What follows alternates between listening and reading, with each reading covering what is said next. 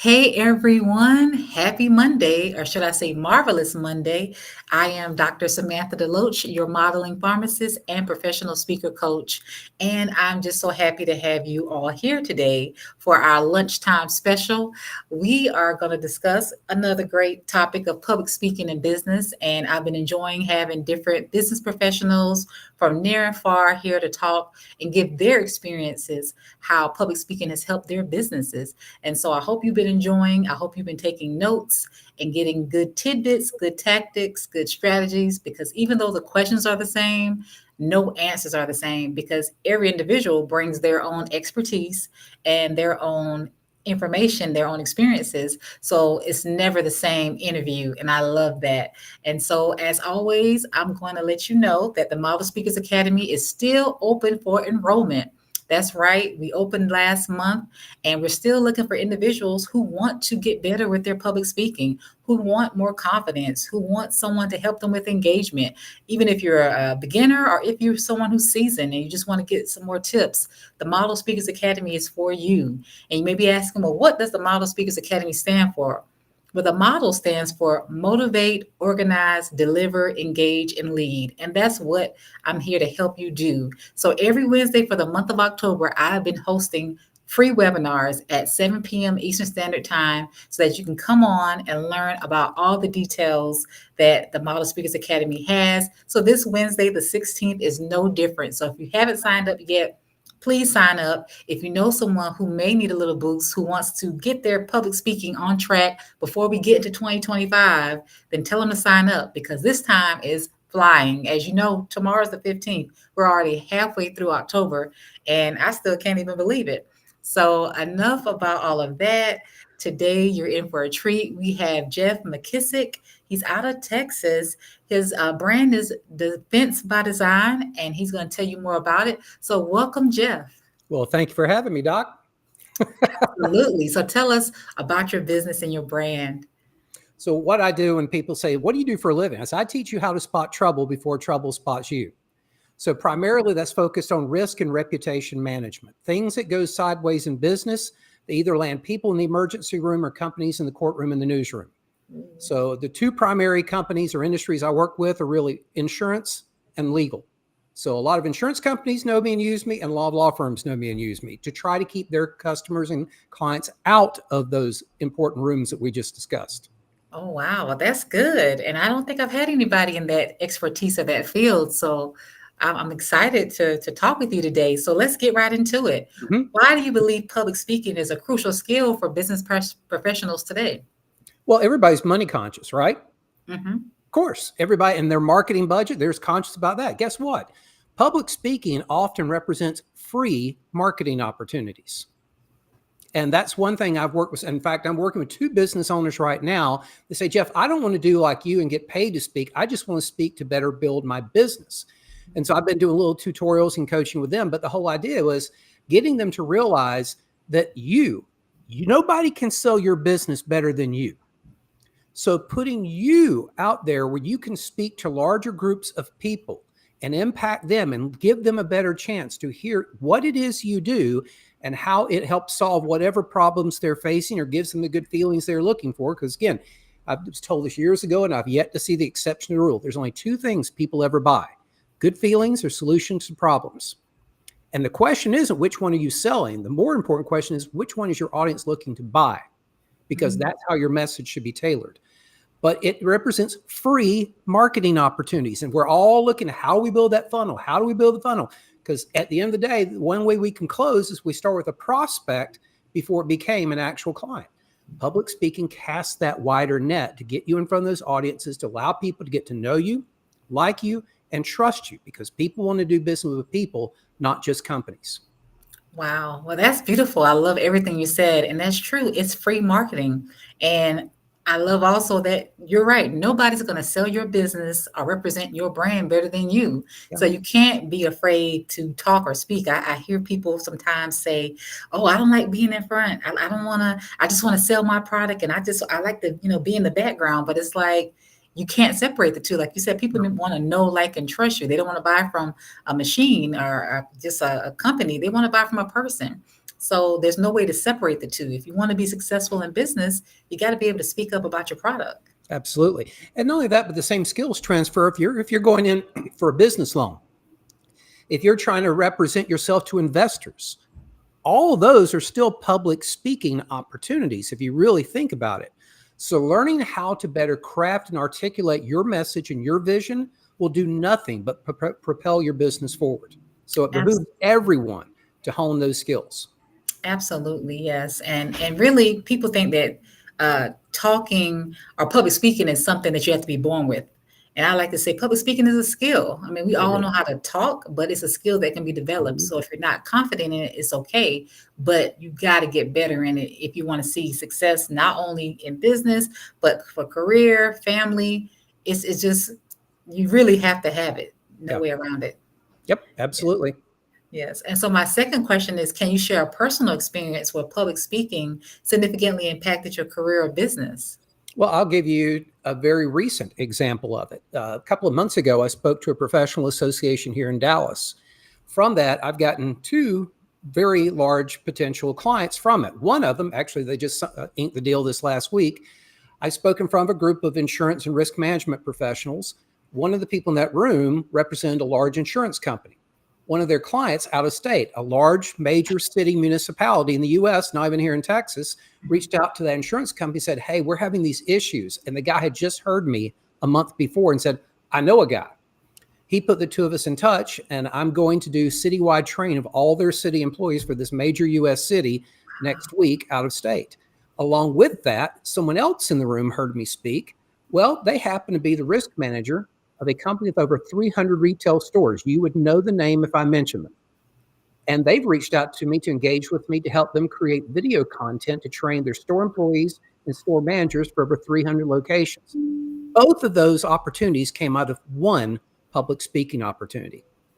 Wow, that's amazing. And so, like you said, simply by you showing up, that allowed you to get in contact with two other huge clients. So we can never be afraid to speak. And I like to say also, sometimes we don't like to speak for free. And I'm trying to kind of, get away from that. But I feel like sometimes a free talk can lead to paid talks. So you just have to be able to measure it and just see how, it can turn out. But I feel like if you have a message to share and you know that eventually that message is going to get you in front of the right people, then it's okay to sometimes do a pro bono or do provide some type of service to get people to hear the larger message. Well, and one thing I challenge people about, you can do free, you can do pro bono, but also if you, like I'm a paid public speaker, do I get asked on occasion to discount my rates? Yes, but that doesn't mean you just automatically cut the rate. My thinking is, okay, if you want to charge X, but they want to offer you Y, what's the gap in between and what could they offer you to help you fill that gap? In other words, let's say you're asked to speak at a conference or a workshop or do a continuing education seminar. Okay, they say, well, we can't really meet what your normal budget is. Okay, what else can you do? Are you having an expo there? Can you provide me a free booth? Oh, that booth was $1,000 or $1,500. Okay, I'll just a table for you, but for me, it's a point of contact while I'm there at the event. How about the contact list of all the attendees? I mean, there's all kind of things that you can do because I don't believe in just discounting a rate. Mhm. There should be something to fill in that gap. You have a perceived value, and they even recognize that, or they wouldn't be talking to you. Right. So what you say, listen, I understand you have limited budget. You're working, maybe you're a nonprofit, maybe a professional association, what have you. You got X amount of speakers you're trying to pay. I get it. But at the same time, I've got to meet somehow this line. I'm willing to meet you here as far as dollars out of pocket. What can you do to help me meet the overall value of what you're asking me to provide? And I'm glad you brought that up because there's different ways to find value. And I also agree with, negotiating. You don't Sure. have to receive what they say, just like they, have to find something that fits. Make sure that you're getting your needs met too. So I Yeah. love that aspect of, well, what else can work out? Some speakers are authors.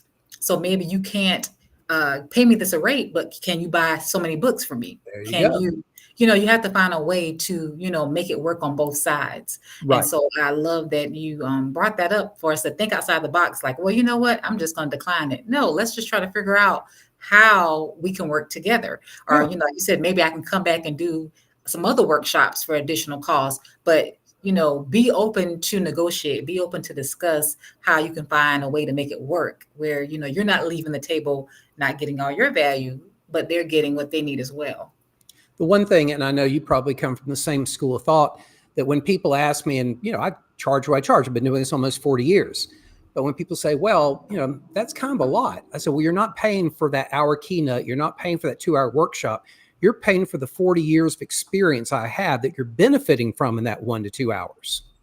Bingo. I like that. Yeah. And I think I've seen it said in different memes, like something happens at a house and the electrician comes in and 10 minutes later it's done, or the plumber comes in and 20, 30 minutes. That's it. That's all it took.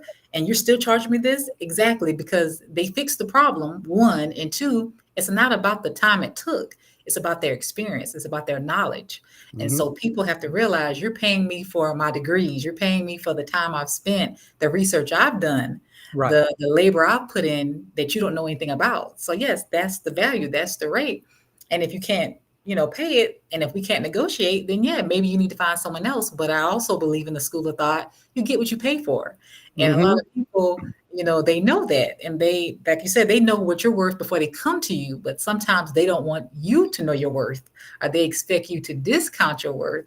And so we have to be confident, back it up now. We have to be able to back it up. But if we have the receipts, if we have that experience, we have that, resume that can prove our worth, then I believe we should get what we're paid for. So I have a funny story to elaborate on that. I had a nonprofit group one time that booked me to do a parent seminar, because I do some of those kind of events as well. And we set the event, everything was agreed to. And then the person that booked me came back about 2 weeks before the event and said, we're really kind of tight on our budget. We're looking at ways we can cut. And we're just wondering, is there any way that basically you could take 50% off what you had? And I kicked in mind, they'd already agreed to the amount. Is there any way you could maybe take off 50% of the honorarium? And without missing a beat, I said, absolutely. And we were on the phone. She, oh my gosh, really? I said, yeah, that 2-hour seminar, tell me which hour you don't want me to do. And she went, what? I said, well, you're asking me to discount 50%. That's Okay, right. I'm willing to do that. You tell me which 50% of the message you want me to omit. Done. Of course, she came back and paid the full amount. But you have to understand and have that mindset of this is the value that you're bringing. Absolutely. And I love that. That was very clever. Like, oh, yeah, if you want half off, I'm going to give you the complete half off. Uh-huh. Turn the Right. table. That's right. And so my third question is, what are some common public speaking challenges many business professionals face, and how can they overcome them? Well, the number one, I've heard this, I on occasion work with a couple of people wanting to do this, not so much for paid speaking, but just promote their business. The biggest thing I hear from them, the reason they come to me is I can't find audiences. Mm, And that's a huge problem, because if you're wanting to speak and you want to get the message, or you're finding the wrong audiences. I'm working with a lady right now doing some coaching with her, and she does mediation, arbitration. And she has been so focused on one given industry. I said, okay, you've been working in the industry how long? She said, oh, at least 5 years. I said, so what's your ROI speaking wise? Well, every year they ask me to speak, but they always ask me to do pro bono, and I haven't really gotten many of it. I said, so you got zero ROI after what, 5 or 6 years? And as I learned more about her message, it's now you need to be looking these other industries, these other professions. You need to start spreading your wings and right. going out to some other place, because based on your message, I can think of at least 2 different audiences that would be much better suited for your message. And there would be people not only in that room that would hire you, but there could be potential companies out there that would sponsor you to speak to additional audiences. Now we're not talking about one-off speaking. We're talking about pipeline opportunities of speaking. Mm, And so it's been kind of tooling her to understand that train of thought and learn what those opportunities are. But that's the biggest challenge I always mm, find is people say, and for some, it could be just starting with your Rotary Club or your Kiwanis or whatever, to get out there right. and just kind of get your sea legs, pay your dues if you're not used to doing this for a while and building up a little reputation. But to me, the real gold mine is professional associations, which is a whole thing we could spend an hour, 2 hours on. I have before. But looking at the various professional associations that happen to be in your area, many of whom have monthly meetings, most of them are either lunches, most of them are lunches, but some are dinners, and reaching out to them, knowing that every month they're meeting, they need a speaker. Think of the groups, the nonprofits, the organizations in your city, wherever you happen to be. Like the reason I mentioned Rotary Club is we have about 120, 140 here in the greater Dallas-Fort Worth area. Every week they need a speaker, every one of them. Wow. So that may be a group that you just get out there and just like a comedian doing test audiences. Those comedians you see on Netflix were in 100 different comedy clubs before you ever saw them in that Netflix special, trying out their material. So use those clubs, use Rotary, use Lions, use Civitan, use Kiwanis, use those as your comedy clubs to try out your material. And once you got down, then you know you got something ready to pitch to the larger organizations to find those greater opportunities of B2B opportunities. Now, if you're in B2C, those other audiences may be fine for you. Mm-hmm. But I would say look at the various nonprofits, professional organizations, professional associations in your area, and note that every one of them, if they're having meetings, and they all do, and most of them are monthly, Rotary it's weekly, they're all looking for speakers. Wow. Well, that was a fresh perspective because you're right. Many people bring up things like, oh, they're afraid of fear or forgetting what they're going to say. But yeah, many don't talk about being able to get paid to speak or getting in front of those right audiences. So I love that you suggested that, I heard to pivot. If where you're going is not working or the audience that you intended for is not getting the message, you're not getting the results you want, then switch to someone else, Yeah. allow your message to be able to get tailored somewhere else. Don't be so stuck on one particular path that you miss the other options that are available. And then also be willing to pitch yourself to, like you said, many other organizations or groups socially or, professional that will need a speaker. And so you got to put in that time, that extra legwork, sending those emails, doing those cold calls. No one likes it, but that's a part of it. Yeah. If you want to get, hired, then you got to do Paying the your work. dues. Yep. Yeah, exactly. You got to do what you got to do. And I will even venture to say another little piece of advice. There are a lot of virtual assistants out there that you can get from another country that you can pay an hourly salary, and you can even have them pitch, or you draft the email up, draft up what you need, Mm-hmm. get them the information, and they can be pitching for you as well. So we have to learn how to think smart and not necessarily hard, but still get that work done. Because ideally, if you want to get speak, I'd say if I want to get at least 10 speaking engagements, I must have had to pitch at least 100 or 200. You have to play a numbers game. I've heard it say. So, you got to get used to getting those no's, getting those rejections until you get to those yeses. And so it's a process of numbers. Like even if I'm throwing a birthday party, if I want at least 50 people there, then I probably got to invite at least 150. I got to invite over because, of course, people are going to decline or not be able to come or, so you just got to be able to work the numbers and not allow that to fatigue you. Yeah. And also know the audience. Make sure you're walking room. In fact, as we were talking before we went on air, I'm going to Florida tomorrow to speak at a state conference that is the Association for State Associations. So I'll have over 200 individual state associations hearing me speak in 2 days in Florida. 4 of them have already reached out because they saw my name, saw my topic on the headliner and said, oh my gosh, we are interested in you speaking at our state conference next year. We'll talk to you when you get here. Wow. When I come back on Thursday, I'm speaking to a different association here in Dallas of C-suite executives from across the Dallas area. And that's all financial professionals in that room, but they're all decision makers. So I'm walking into rooms, being paid to walk into rooms to market myself. Keep that in mind. I'm not even marketing myself for free. I'm being paid to market myself in rooms full of audiences who are 100% my prospect buyers. Wow. And that's great. That's the power of speaking. Oh, yeah, absolutely. And so my last question is, what is one essential tip that you would offer to someone to improve their public speaking skills? I can take you from zero to hero with just one phrase, and it's a phrase long known in sales. Okay. Facts tell, but stories sell. Mm. Make use of stories. Okay. Anytime I take a platform anywhere, just one of my coaching clients, I was telling her the same thing the other day. Anytime I take the stage at whatever I'm speaking to, 2 months ago, I was in front of over 4,000 legal executives at a legal convention. But anytime I go up in front of an audience, the first words on my mouth are never, my name is Jeff McKissack. The first words on my mouth are never, I'd like to thank so-and-so for bringing me here today. And the first words on my mouth, I'd like to thank our sponsors. No, you have about 15 to 20 seconds to get that audience in the palm of your hand.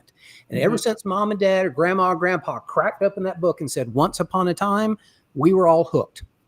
Facts tell, stories sell. If you want to immediately improve your public speaking skills, incorporate more stories. And I would even advocate every presentation you do, start with a story. Let me tell you, several years ago, just last month, did you happen to see in the news yesterday where this? It's the same thing as once upon a time. Mm-hmm. We have been trained. We have, as a species, been trained through oral tradition. Mm-hmm. We are automatically programmed to tune into stories. Mm-hmm. And it's also the way you'll find yourself more memorable. I've spoken at a place and come back 5 and 7 years later and had some people that were still in that group come out and say, are you going to tell that story again where blah, blah, blah? 5 and 7 years later, all the speakers they've heard in between, but they remember the stories. Facts tell, but stories sell. Wow, that was a powerful closing. And I'm glad you said that because storytelling is very important. And like you said, it makes you memorable and it's a way to make you relatable. Yeah. Like you said, we've been programmed to listen to stories and those messages, allow you, like you said, to capture the audience, have them on the edge of their seat, and you want to grab them in the first few minutes. That way you can control the whole flow. You don't want to have to build up. You want to go ahead and come out strong so that you can have them hooked. And like you said, the power of a story, we all probably can reflect on a message we heard or a story or a situation because it sticks. And a lot of times with stories, you want to involve all 5 senses. You want them to imagine something. You want them to visualize something. You want them to even taste something, smell something, feel something, because all of those things, jogging those senses, are going to help jog the memory and help them remember your story. And then it also kind of disengages or relaxes, the audience, because a lot of times, when you're at a conference or you're at a meeting, it's normally kind of formal or stiff, or you don't know what to expect. So if someone starts with a story, it's kind of like, I can kind of sit back, I can relax, I can kind of, get into what you're saying and, not realizing that you have a message to hook me in anyway, or that you have a call to action that you're going to throw on me, but you disengage me. And so I'm not tense. I'm focused. And now I'm like, what is he about to say next? What is she about to say next? Or, wow, that was good. So yes, definitely having stories woven in are going to help grab the audience. I have a good friend that he's been a member and a speaker of the National Speakers Association for many, many years. And you will never hear him speak that he doesn't open up with the phrase, I want you to imagine. I don't care what he's speaking on. He will have a story that will begin with, I want you to imagine. And I've had a kind of go-to presentation I've done for years where mine starts, let me take you to the mall. And I mentally set the stage. It automatically brings people into that once upon a time. That's and right. cues us in, and boom, at that point, they're locked in. Now, compare that to the speakers we've all heard. They go up to the platform and say, well, I'd like to thank so-and-so for bringing me here. I'd like to thank this association. I'd like to thank the sponsors, or my name is, and they go through the box. Nobody cares. Nobody cares. They're all tuned into the same radio station worldwide, WIIFM. What's in it for me? And if you don't give them a taste of that, doesn't mean you have to give them the whole thing, but if you don't give them a taste of that in the first 15 to 20 or so seconds, they're tuned out. Right. Wow, that was amazing. I thoroughly enjoyed our conversation today, Jeff. How can we stay in contact with you? How can we follow you? Do you have anything coming up? Any products? Let us know. Well, I mean, really, I'm more B2B. And so I work mostly with companies and corporations. So I have online courses I do for them. But the best way to follow me is on LinkedIn. That's where I do most of my real marketing and messaging and pull in stories of the day. I'll include news stories. And again, I'm using stories so many times to market myself. But the best way to do it is LinkedIn, and you can do it through Defense by Design, but probably you can just go Jeff McKissack, as you'll see the name on the screen. Connect with me there, follow, and you'll start to see how somebody's been speaking for 40 years is out there marketing themselves too, using stories and visuals and things to relay that message. That'd be my best suggestion. I mean, you can go Defense by Design, but I don't do e-newsletters and all that. Again, I have a different kind of business model and the kind of companies I work with, but that would probably be the best way to connect with me would be LinkedIn, because you'll see an active presence in marketing on that. Wow. Okay. Well, I'm going to be sure to include your LinkedIn, message or your LinkedIn website so that people can follow you. Because I know I'm definitely going to follow because I would love to see how you engage and how you do your day to day. So I hope everyone has enjoyed because Jeff really gave us a good map of what to follow and some good insight on how we can market ourselves and be a better speaker, a sought after speaker. So I just want to thank you again, Jeff, for coming on and sharing that information. It was truly a pleasure. And again, everyone, I hope you enjoyed it. I hope you're enjoying this information that you're getting because some people have to pay for this. And so I'm bringing you this platform for you to get some real information from people who are doing it, not talking about it just to be talking, but they're actually talking and doing the talking and getting paid to talk. So I hope you are enjoying this messaging. And I have another one that's coming up tonight at 6 p.m. So stay tuned all this week for more public speaking in business because you don't know who the guest's going to be and you don't know what you're going to learn. But I hope you're getting some great insight. So thanks again, Jeff, and everybody enjoy your lunch.